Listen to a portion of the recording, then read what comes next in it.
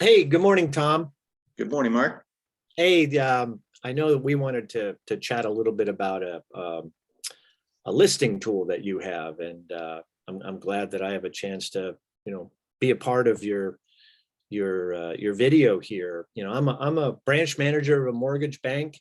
Been in this business for 23 years, and I can I've helped a lot of families get pre-approved and kind of usher their loans through to underwriting and closing. And the whole idea is hoping they close. I've seen a lot of stuff, from things that come up during the loan process and the process of being in escrow, having an offer accepted and being in escrow, and stuff happens. Tom, there are no slam dunks from lending. I mean, even someone with a great 810 credit score and 50% down and W-2, solid job history and easy to determine income. But I'm telling you, there's stuff that goes on during the loan process that can trip it up.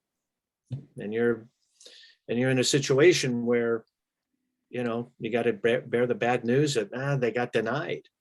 And I know that you take vetting a buyer and working with a loan officer who's managing the loan process to next level. I know that we've talked a little bit about a protection program that you have for your sellers, and I'm impressed. I'm shocked that more realtors don't take this aspect of their fiduciary duty to a seller more seriously. As do I.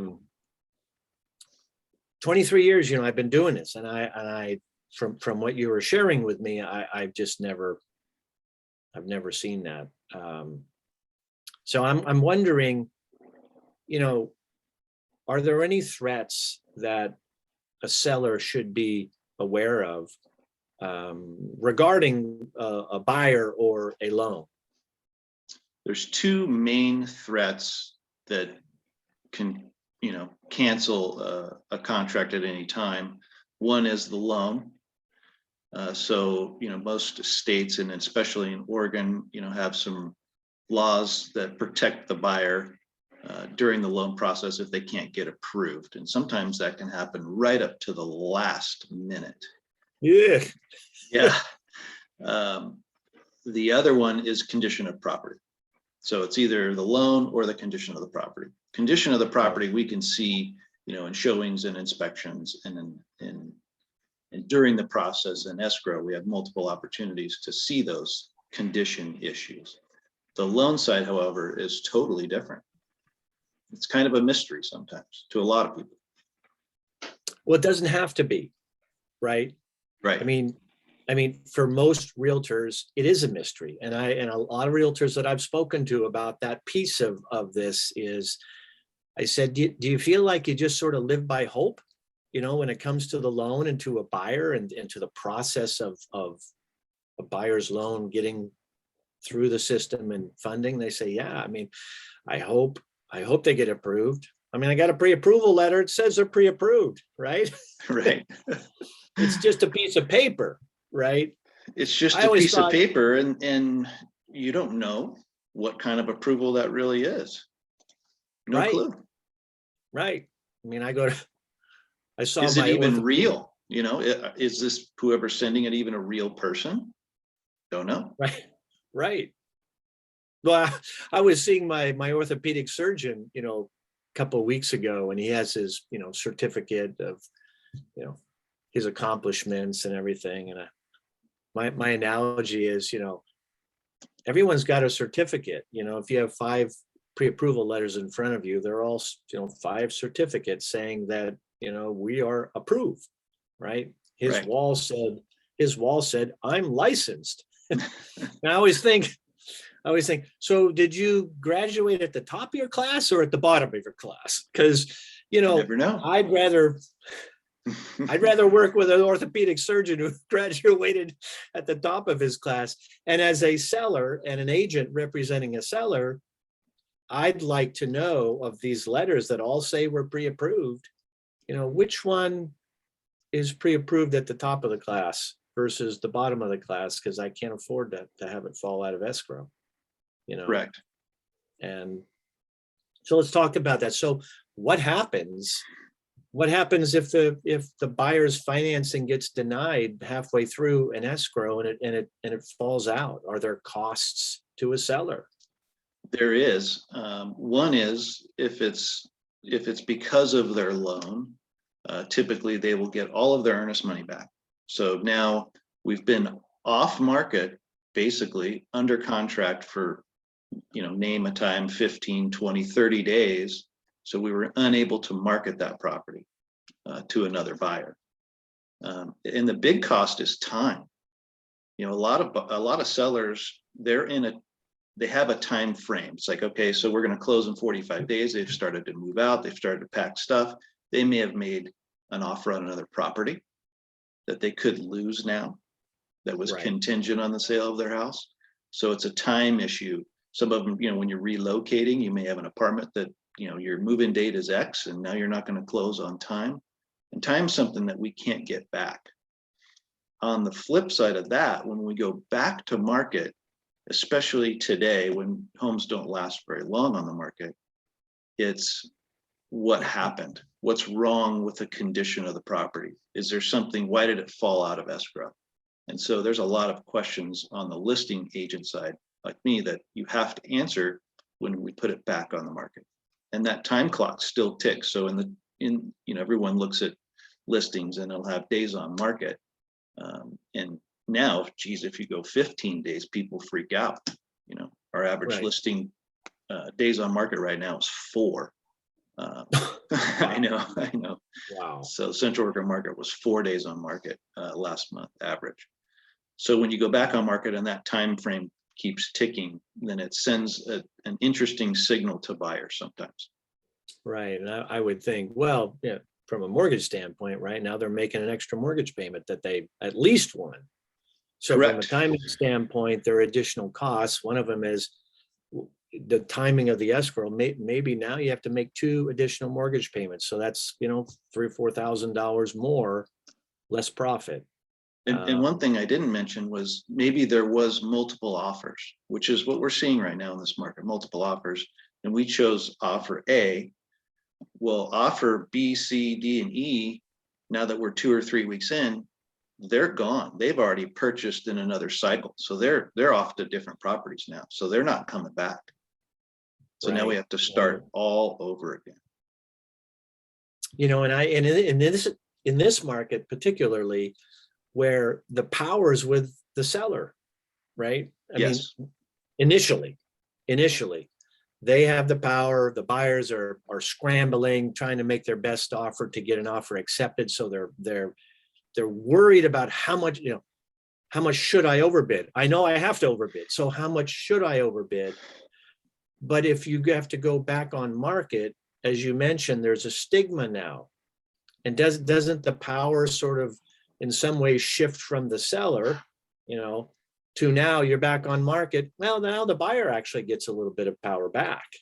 They do. They think, something happened. Maybe there's a deal to be had. It just depends on the property, but it just puts that question into buyers' minds. Yeah, I mean, I know when I talk to my buyers, because I'm always trying to advocate for them, I said, look for properties that are back on the market, because you now know the seller's in a little bit of a tizzy because of all the reasons you mentioned. They were trying to make an offer on another property. The market shifts. Sometimes the market shifts in a week, and you never know where the buyers are from day to day, let alone week to week or month to month. You don't know where that pool is looking at your property, interested in your property. And so I always tell buyers who are having a hard time getting an offer accepted, look for something that came back on the market, because now that seller isn't in the position of power that they were when they just put their house on the market, and you can come in and you don't have to overbid as much That- because, That you know, potential they're is there. uncomfortable. They're Yeah. uncomfortable. They really are. And they're stressed So, out even more. I mean, moving and, selling your house is stressful. Now you add a cancellation of escrow, and then we have more stress. Now we have to start all over. So, right. Well, just from a lending standpoint, I just wanted to let you know that there are a lot of trip hazards, and during the process. And I think that one should never be comfortable with a buyer's qualification and loan. I'm the seller should, never comfortable until it closes. right.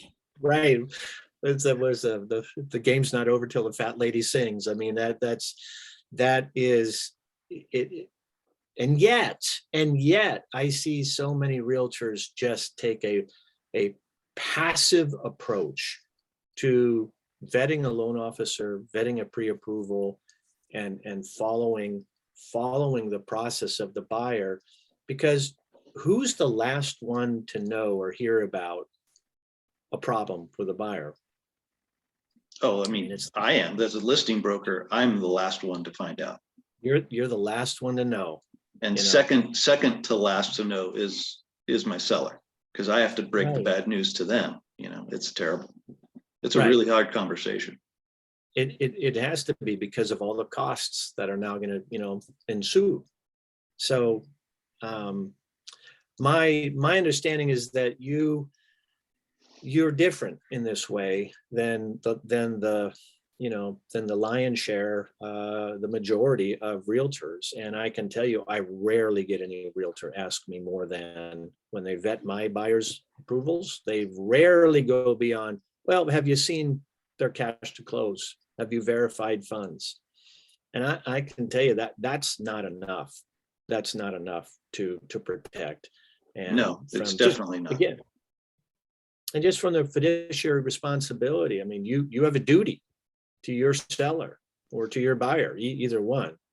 And I just see most realtors, even seasoned realtors, been around forever, and they're just living by hope, and they're not protecting. So I know that you have some sort of plan that you put together that goes way beyond your average Joe realtor. I think you so. Want to say anything about that? I would. It's a plan it's very detailed through the process of escrow right up front before we even accept an offer. We make a concerted effort to make contact with those buyers, loan officers, and really open up a relationship with them so that they feel like they can communicate with us on the selling side during the process of escrow. And there's a very detailed list of questions that I ask them and that we discuss about the buyer. So that this is before we go into escrow or even accept the offer, just to make sure that we're all on the same page and that we're going to be able to communicate and team together to make this, a successful closing. Right. Well, I mean, any deal has to be a collaborative effort from the agents to title to the loan officer to the buyer to get conditions back. But good on you, because like I said, 23 years in the business, only one time. I remember the guy's name, Roger Craig. He was in Marin, and he called me and he grilled me. This was 10 years ago, Tom. He grilled me. He wanted to know all kinds of questions about this pre-approval letter. And I was taken aback. Not surprising, because no one does this. Fast forward 10 years of dealing with buyers, nobody has even come close to doing what Roger did. And it sounds like you have a plan. So, good on you. And it ultimately, it protects your seller, and it protects their profit. And that's my job. I mean, it's my fiduciary responsibility to represent the seller and protect them from, dropping out of escrow or anything, haphazard to them. And one way is to highly vet the buyer's loan officer and if they qualify. And we have a Right. full process to get through that escrow. Well, I hope you share that with your seller, because that's good care and feeding and taking care that I don't see. And, knowing what I know about, about the lending world and what can fall out, again, no slam dunks. If I were to jump ship and become a realtor right now, this is what I would be doing to protect, my buyer or seller when it comes to what's the best offer, the one that closes. And I have this, the plan that you have is really about protecting and supporting the closing of the offer you accept. So I think that's wonderful. Congratulations. Good for Thank you, Mark. Thank you, Mark. I Okay. appreciate it. All right. Bye for now. Okay. Have a great day.